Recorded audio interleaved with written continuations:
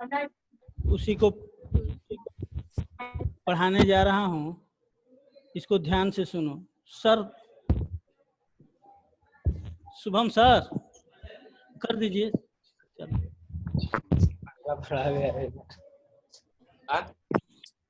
इसको ध्यान से सुनो। एक तो यह आंचलिक उपन्यास है।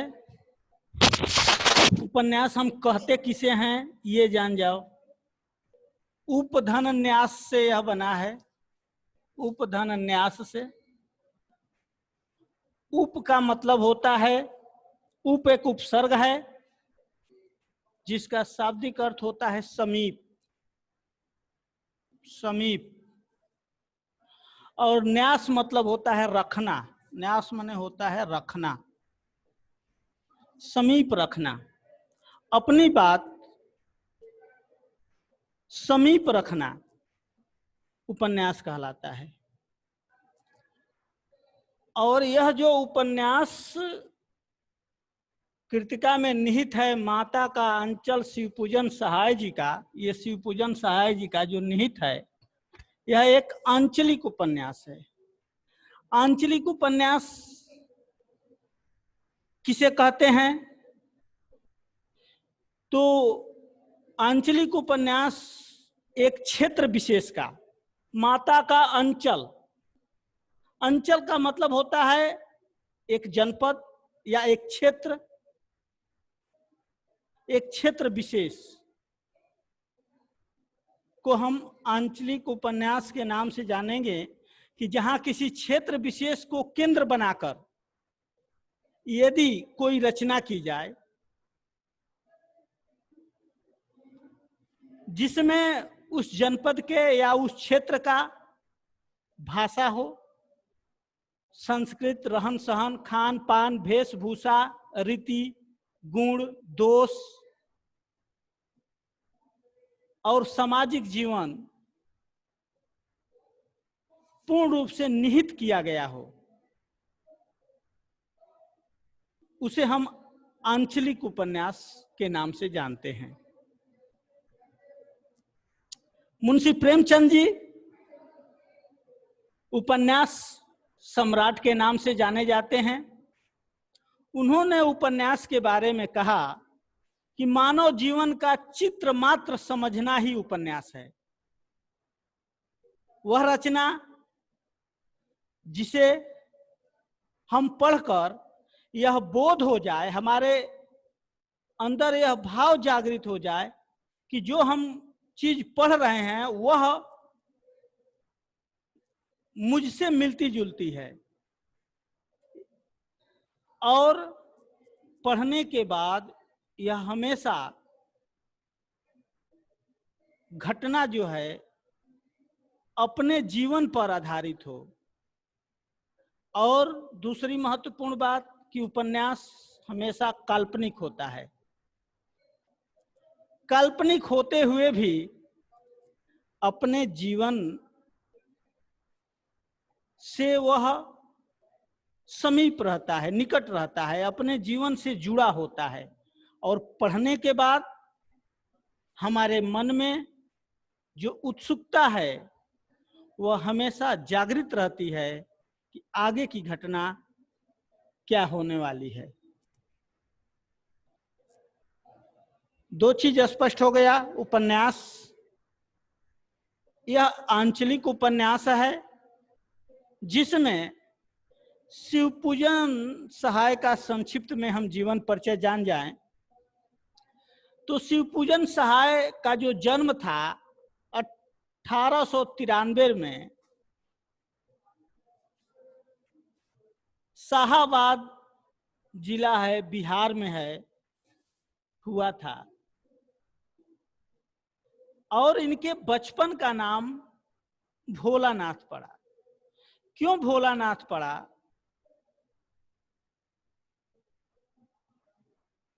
वह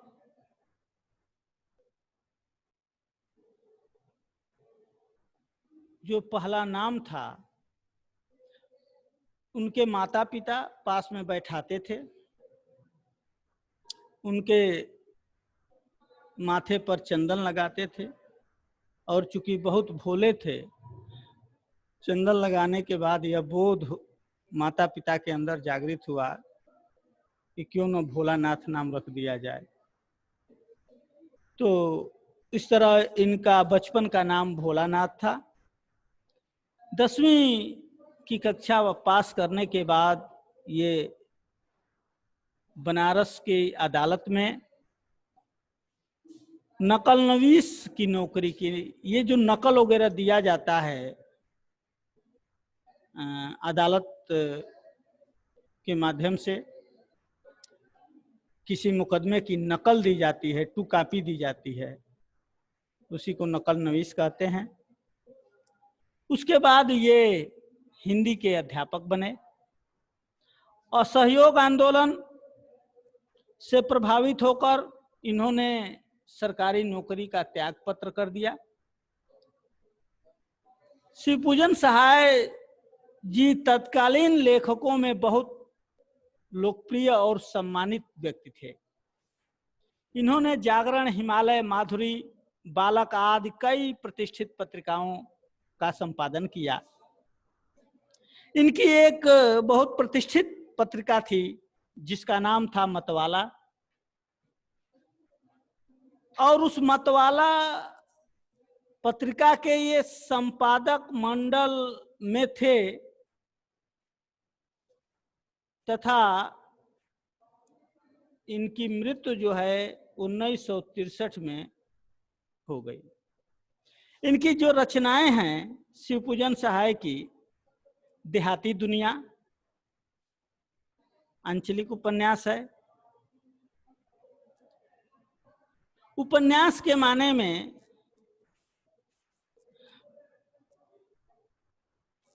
फणीश्वरीनाथ रेणु नाम ध्यान से सुन लो, ये भी आंचलिक उपन्यास लिखते थे। मैला आंचल इन्होंने लिखा, जो बिहार के एक गांव की इसमें घटना निहित है। उदय शंकर भट्ट भी, नागार्जुन, ये लोग आंचलिक उपन्यास लिखा करते थे। कभी पढ़ने को मौका मिले तो आप लोग इसको पढ़ेंगे। मैला आंचल फणीश्वरीनाथ रेणु का बहुत ही अच्छा है। माता का अंचल शिवपूजन सहाय भी आंचलिक का उपन्यास है। यह भी अभी हम इसका सारांश बताएंगे, यह भी बहुत अच्छा है। नागार्जुन जी और प्रेमचंद जी तो उपन्यास के सम्राट ही हैं। प्रेमचंद जी का उपन्यास आप लोग यदि पढ़ने का मौका मिले तो सेवा सदन है, गमन है, आप लोग निश्चित पढ़ेंगे। तो शिवपूजन सहाय जी की जो साहित्यिक विशेषताएं हैं, ये इस आधुनिक युग की जो विडंबना है, जो समस्या है, सामाजिक व राजनीतिक विषयों का बहुत ही यथार्थ चित्रण इन्होंने किया है। समाज में बढ़ रहे शोषण के विरुद्ध, सामाजिक कुरीतियों के विरुद्ध, नारी चेतना को जागृत करने का भी इन्होंने बहुत प्रयास किया है। सहाय जी ग्राम्य संस्कृति, जो गांव में गांव की जो संस्कृति है, इन्होंने बहुत ही अनूठा इसका वर्णन किया है। देहाती दुनिया, ग्राम्य सुधार, माता का आंचल आदि ऐसी प्रमुख रचनाएं हैं जिसमें गांव की जो संस्कृति है, रहन सहन है, जो खान पान है, जो रीति रिवाज है, इसका इन्होंने बहुत ही सजीव चित्रण किया है।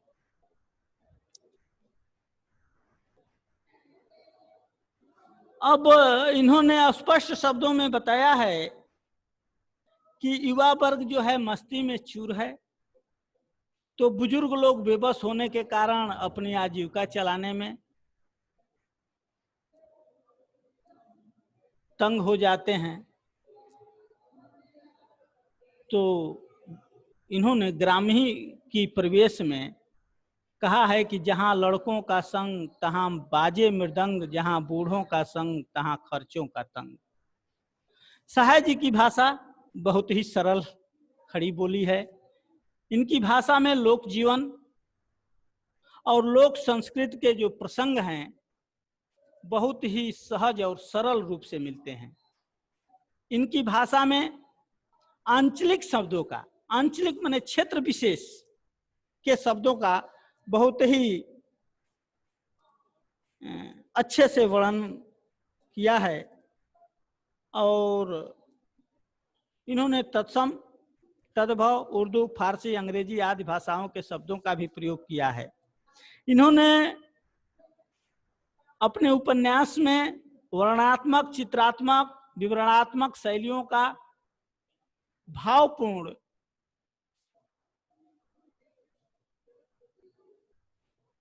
ढंग से वर्णन किया है। मुहावरे व लोकोक्तियों का भी प्रयोग किया गया है। अंततोगत्वा हम यह कह सकते हैं कि शिवपूजन सहाय हिंदी साहित्य के महान लेखक थे। इनका हिंदी साहित्य में अपूर्व योगदान है। अब इस पाठ का हम सार जानेंगे, इसके प्रश्नोत्तर जानेंगे कि इस पाठ का सार क्या है। तो शिवपूजन सहाय द्वारा लिखित जो माता का अंचल उपन्यास का एक अंश है। प्रस्तुत पाठ में लेखक ने मां के अंचल की जो ममता है और इसके साथ साथ जो ग्राम या गांव की जो संस्कृति का अनूठा चित्रण किया है, उसमें यह दर्शाया है कि जो समाज में युवा वर्ग है वह मौज मस्ती में रहता है तथा बुजुर्ग कठिनाइयों से जीवन यापन कर रहे हैं।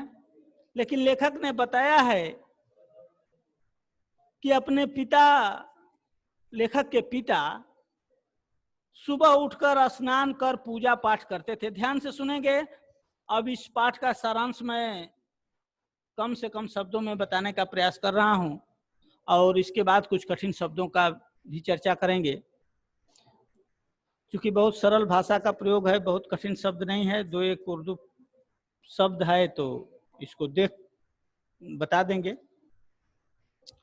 तो इसमें पूजा के बाद लेखक जो है स्नान करके पूजा पर बैठ जाता है।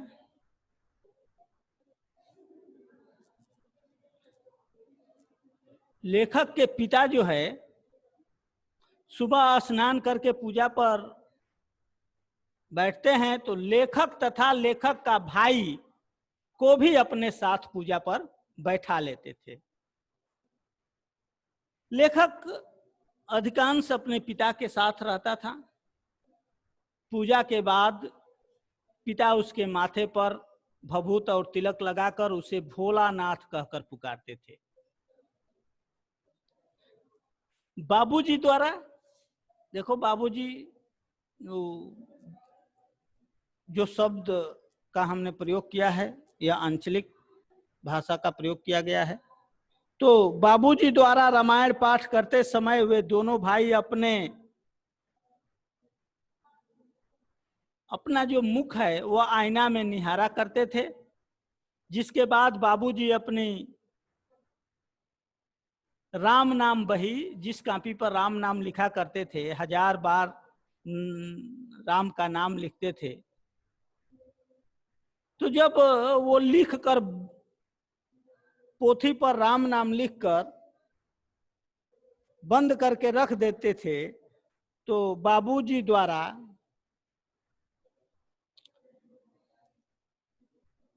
गंगा में मछलियों को आटों की गोलियां खिलाने या मछलियों को चारा देने, आटा की गोली बनाकर मछलियों को खिलाने के लिए अपने दोनों बालकों को लेकर जाते। वो बालक कभी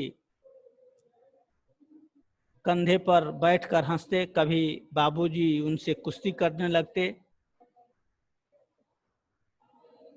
कभी लेखक के पिता की मूछें बड़ी बड़ी थी, कभी मूछों को पकड़कर खेला करते। इसके बावजूद भी बाबूजी उन बच्चों से बहुत प्यार करते। घर आकर उन्हें चौके पर बैठाकर अपने हाथों से खाना खिलाया करते थे। लेखक तथा उसके भाई के मना करने पर उसकी माँ बड़े प्यार से कभी तोता कहकर, कभी मैना कहकर, कभी कबूतर कहकर, कभी हंस कहकर अपने हाथ से कौरा मैंने अपने हाथ से उठाकर उन बच्चों को खिलाया करती थी।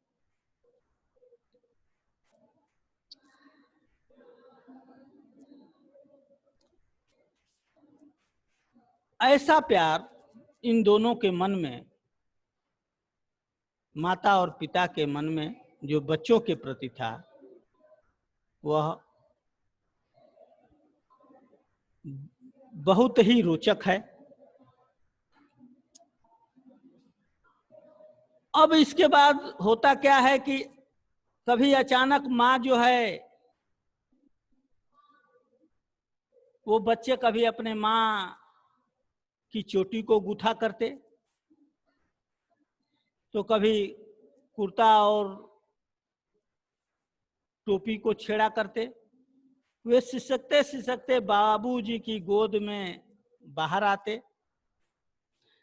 बाहर आते ही वो बालकों के झुंड के साथ मौज मस्ती में डूब जाते थे। वे चौतरे पर बैठकर खेला करते, नाटक भी करते। और किस तरह से खेला करते अपने मित्र मंडली में कि कभी मिठाई की दुकान लगाते, कभी पत्ते की पूड़ियाँ बनाते, मिट्टी की जलेबियां बनाते और बच्चों के साथ मिलकर वह दातुन के लिए जो छोटे छोटे टुकड़े होते हैं उसको खड़ा करके घर बनाते, माचिस के तिल्लियों का दरवाजा बनाते, दिए बनाते, कढ़ाई बनाते, यानी तरह तरह के जितने भोजन बनाने के सामग्री थे सब अपने हाथ से बनाया करते। उसी धरौदे में सभी एक पंक्ति में बैठकर, जमीन पर बैठकर भोजन भी करते। उसमें कभी कभी उनके पिताजी भी चले आते थे, बाबूजी। कभी कभी वे बच्चे जो उनकी मित्र मंडली थी बारात निकालते थे, जिसमें तरबूजा और आम के पौधे की शहनाई बनाकर बजाते, टूटी चूहदानी की पालकी बनाते। उसी में कोई लड़का जो है समधी बन जाता था। यह बारात एक कोने से दूसरे कोने तक ले जाते थे। कभी कभी मित्र मंडली इकट्ठी होकर खेती करने लगती। इस प्रकार वे नाटक प्रतिदिन खेला करते थे। इसी तरह के अनेक प्रकार के नाटक खेला करते थे।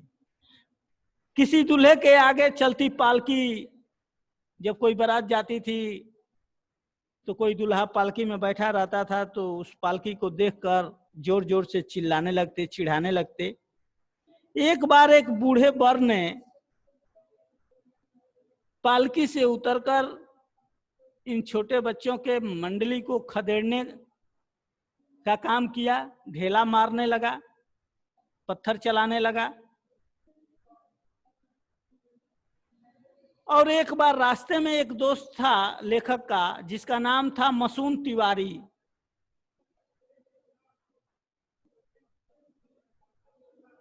ये एक बार ये जो बच्चे खेलते खेलते खेलते क्या हुआ कि एक बूढ़ा व्यक्ति जिसका नाम मसून तिवारी था को बुढ़वा बेईमान कहकर चिढ़ा दिए। ये बुढ़वा जो है बेईमान है। तो मसून तिवारी ने उन सारे बच्चों को बहुत दूर तक खदेड़ा। बच्चे उसको बुढ़वा कहकर चिढ़ाते रहे। उसके बाद मसून तिवारी उन बच्चों के पाठशाला में पहुंचकर बच्चों की शिकायत करता है। वहां 4 लड़कों में से बैजू जो था, जो इसकी मित्र मंडली थी, जिसमें एक बैजू नाम का मित्र था लेखक का, वह जो है भाग निकलता है और लेखक का भाई दोनों पकड़े जाते। यह सुनकर लेखक और लेखक के भाई के पिताजी पाठशाला में दौड़े दौड़े आए। गुरुजी से विनती कर किसी तरह से इस समस्या का समाधान निकाले। वे दोनों बच्चे रोना धोना भूलकर अपनी फिर मित्र मंडली के साथ हो गए। उनके मित्र मकई के खेत में चिड़िया को पकड़ने गए। एक दिन की फिर एक घटना है कि फिर अपने मित्रों के साथ मिलकर मकई के खेत में चिड़ियों को पकड़ने के लिए गए। तो खेत से अलग होकर लेखक और लेखक का भाई और कुछ मित्र बार बार यह एक गायन करते कि राम जी की चिड़ई, राम जी का खेत, खा लो चिड़ई भर भर पेट, गीत गाते रहे। कुछ दूरी पर लेखक और लेखक के भाई के जो पिताजी हैं तथा अन्य गांव के लोग इन बच्चों का क्रियाकलाप, तमाशा देख रहे थे। एक टीले पर जाकर लेखक और उसका भाई अपने मित्रों के साथ मिलकर चूहे के बिल में पानी डालने लगे। कुछ देर के बाद उसमें से गणेश जी के चूहे की रक्षा के लिए चूहे में तो पानी डाल बिल में तो पानी डाल रहे थे कि इसमें से चूहा निकलेगा, लेकिन उस चूहे की रक्षा के लिए गणेश जी का चूंकि सवारी है चूहा, और उस चूहे की रक्षा के लिए शिव जी जो है खुद सांप बनकर निकल गए। उससे डरकर बच्चे रोते चिल्लाते वहां से भाग चले। गिरते फिसलते रोते कांटों में चलते सारे बच्चे खून से लथपथ हो गए। सभी अपने अपने घर में जाकर घुस गए।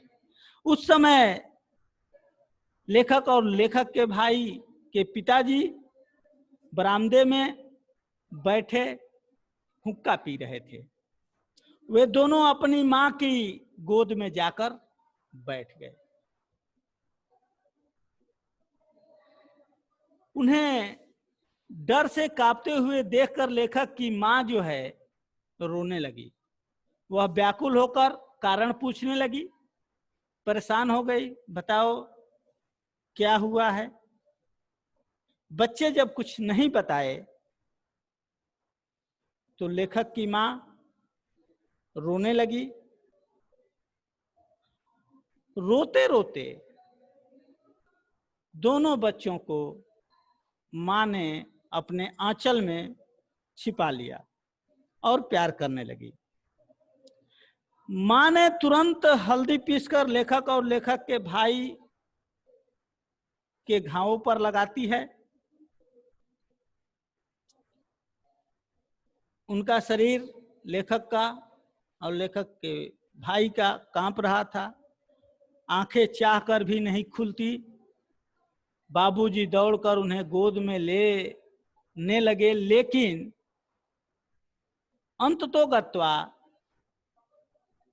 वह अपने मां के आंचल में छिपे रहे और अपने माँ के आंचल में ही अपने आप को सुरक्षित समझ रहे थे। जबकि पिता का भी प्रेम स्नेह कम नहीं था, उसके बावजूद भी बच्चे अपने माँ के आंचल में ही सुरक्षित समझ रहे थे और अपने माँ के आंचल में ही छुपे रह गए। यही इसका सार है। कुछ कठिन शब्द हैं। मृदंग एक प्रकार का यंत्र है जो बजाया जाता है। त्रिपुंड एक प्रकार का तिलक है जिसमें माथे पर अर्ध चंद्राकार की रेखाएं बनाई जाती हैं। ओहार पर्दे के लिए डाला हुआ कपड़ा। एक शब्द आया है ज्योनार, माने भोज करना या दावत करना। जिमने एक शब्द आया है भोजन करना। कनस्तर एक शब्द है जिसका अर्थ होगा टीन का एकमात्र। चिरौरी,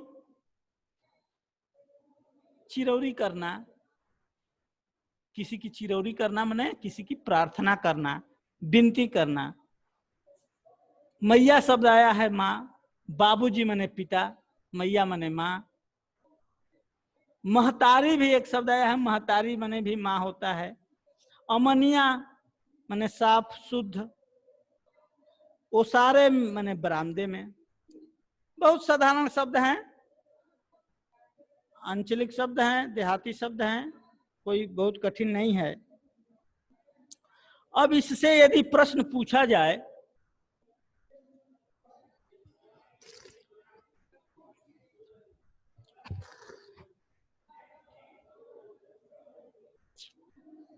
कि प्रस्तुत पाठ के आधार पर यह कहा जा सकता है कि बच्चे का अपने पिता से अधिक जुड़ाव था, फिर भी विपदा के समय वह पिता के पास न जाकर मां की शरण लेता है।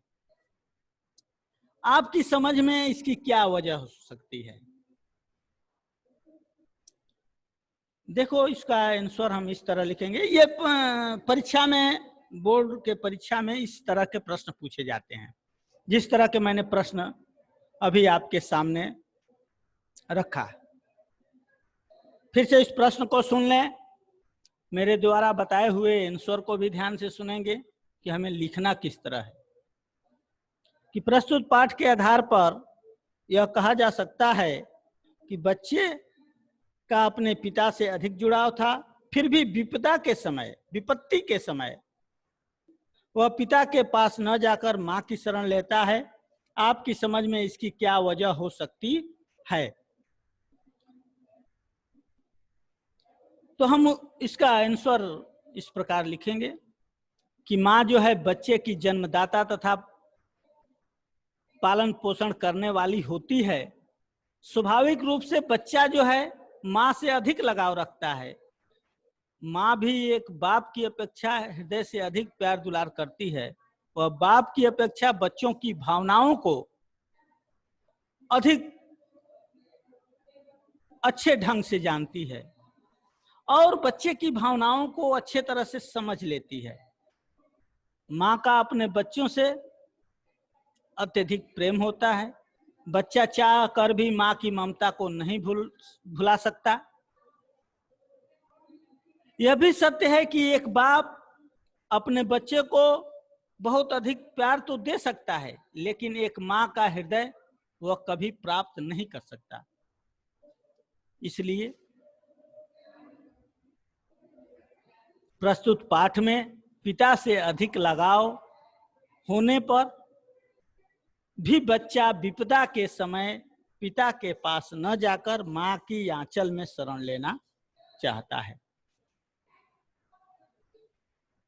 जब छोटा बच्चा होता है तो मां के गोद में अपने आप को वह बहुत ही सुरक्षित समझता है।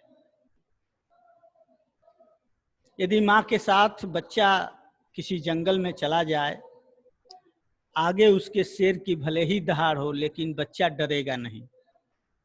जब तक माँ है, जब तक माँ के गोद में है, भले ही आगे से शेर दहाड़ता हुआ क्यों न चला आए।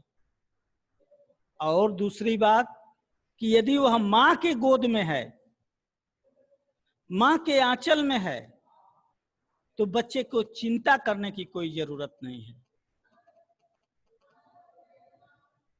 माँ का अपने बच्चों के प्रति स्नेह तब तक रहेगा जब तक वह माँ के गोद में है, और माँ जब तक माँ की सांस चल रही है। यदि कोई विपदा आती है, तब तक वह माँ उस बच्चे की रक्षा करेगी, जब तक उसका प्राण न चला जाए। एक बार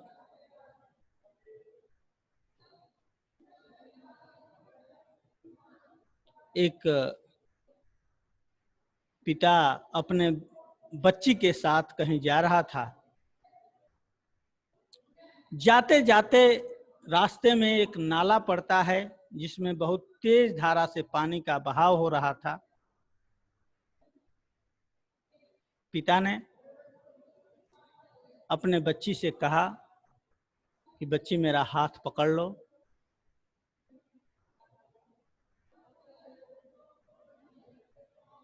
तो बच्ची ने कहा कि नहीं पिताजी, आप मेरा हाथ पकड़ लीजिए। पिता ने कहा क्यों बच्ची, तुम मेरा हाथ पकड़ो या मैं तुम्हारा हाथ पकड़ूं। तो बच्ची ने जो जवाब दिया, उससे आप तुलना कर सकते हैं। बच्ची ने कहा कि नहीं पिताजी, अंतर पड़ सकता है। आप मेरा हाथ पकड़ें, हम आपका हाथ पकड़ें, इसमें बहुत अंतर है। यदि मैं आपका हाथ पकड़ूंगी तो बीच रास्ते में स्वार्थवश आपका हाथ छोड़ सकती हूं, लेकिन पिता या माता अपने बच्ची का यदि हाथ पकड़ेगा तो विपत्ति समय में भी वह तब तक हाथ नहीं छोड़ेगा जब तक उसका प्राण न चला जाए। ये अंतर है दोनों में। लेकिन माता का जो आंचल है वह पिता के भी प्यार से बड़ा है। इसमें एक तो युवा वर्ग पर तंज भी कसा गया है। जैसे हम कहें कि अपने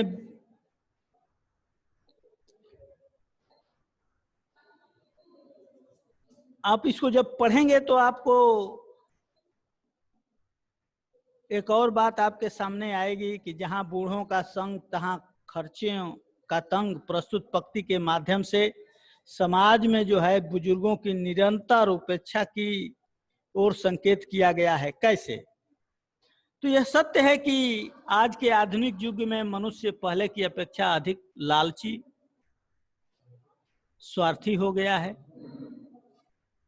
नैतिकता जो है, परस्पर स्नेह, बुजुर्गों का सम्मान, पारिवारिक देखभाल आदि जीवन मूल्य जो है समाप्त हो गए हैं। इसलिए आज वह अपने बुजुर्गों की उपेक्षा करके अपनी ही मौज मस्ती में आज का युवा वर्ग चूर है। बुजुर्ग इसी उपेक्षा के शिकार होकर खर्चे की तंगी के कारण अपनी विडंबनापूर्ण जो जीवन व्यतीत कर रहे हैं। लेखक ने इस पंक्ति के माध्यम से जहां बुजुर्गों के अपेक्षित जीवन के प्रति चिंता व्यक्त की है, वहीं आज के युवा समाज पर कटु व्यंग किया गया है। इस तरह के प्रश्न आते हैं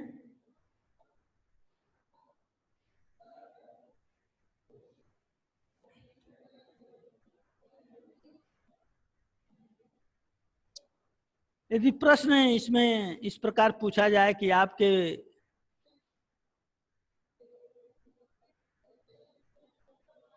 विचार में भोलानाथ अपने साथियों को देखकर सिसकना क्यों भूल जाता है, तो हम इसका आंसर इस प्रकार लिखेंगे कि मनुष्य स्वाभाविक रूप से अपनी आयु तथा प्रकृति के लोगों के साथ ही अधिक जुड़ाव रखता है। वह मन से उसकी संगत लेना चाहता है, उसकी संगत में आकर उसके दुख,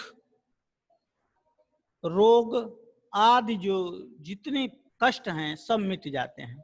विशेषकर बच्चा अपने जैसे साथियों की संगति अवश्य करना चाहता है। जो जैसा होता है वैसा ही संगत करना पसंद करता है, क्योंकि उसके बिना उसकी मौज मस्ती अधूरी रह जाती है, ऐसा बोध होता है।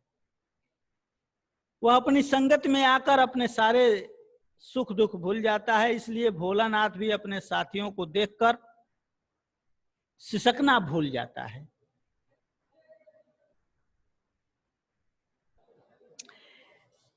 अगला प्रश्न इससे इस प्रकार पूछा जा सकता है कि इस उपन्यास अंश में 30 के दशक की जो ग्राम्य संस्कृति का चित्रण है, आज की ग्रामीण संस्कृति में आपको किस तरह के परिवर्तन दिखाई देते हैं? ये तो ग्रामीण जो परिवेश था, पिछले जो हमारी भारत की संस्कृति, भारत की सभ्यता ग्रामीण सभ्यता थी, उस परिवेश में लेखक अपनी बात को व्यक्त किया है। लेकिन आपको आज के जो ग्रामीण परिवेश है, आपको यदि बोर्ड पूछ दे, या 2009 में पूछा भी है ये सवाल कि इस उपन्यास अंश में 30 के दशक की जो ग्राम्य संस्कृति का चित्रण है, आज की ग्रामीण संस्कृति में आपको किस तरह के परिवर्तन दिखाई देते हैं, अपने शब्दों में लिखिए। तो हम इसका उत्तर इस प्रकार लिखेंगे कि आज की जो ग्रामीण संस्कृति में हमें अनेक तरह के परिवर्तन दिखाई देते हैं। पहला परिवर्तन क्या कि आज के ग्रामीण परिवेश में बच्चों के परस्पर स्नेह में बंधे हुए झुंड नहीं दिखाई देते। पहली बात, अब एक तो झुंड में बच्चे नहीं दिखाई देते, एकाकी जीवन लोग व्यतीत करना पसंद कर रहे हैं। पहले के जमाने में हमारे ग्रामीण परिवेश में एक साथ बैठना, उठना, खाना पीना, रहना, बोलना, हंसना, खेलना, कूदना, ये गांव की संस्कृति थी। जाड़े के दिनों में आग जलाकर गांव के अधिकांश बुजुर्ग लोग एक साथ बैठते थे और अपने दुख सुख साझा करते थे, स्वस्थ रहते थे। लेकिन अब आज की जो परिवेश है, एकाकी जीवन है, बंद कोठरी में हम रहना पसंद करते हैं। इतना अंतर हो गया है।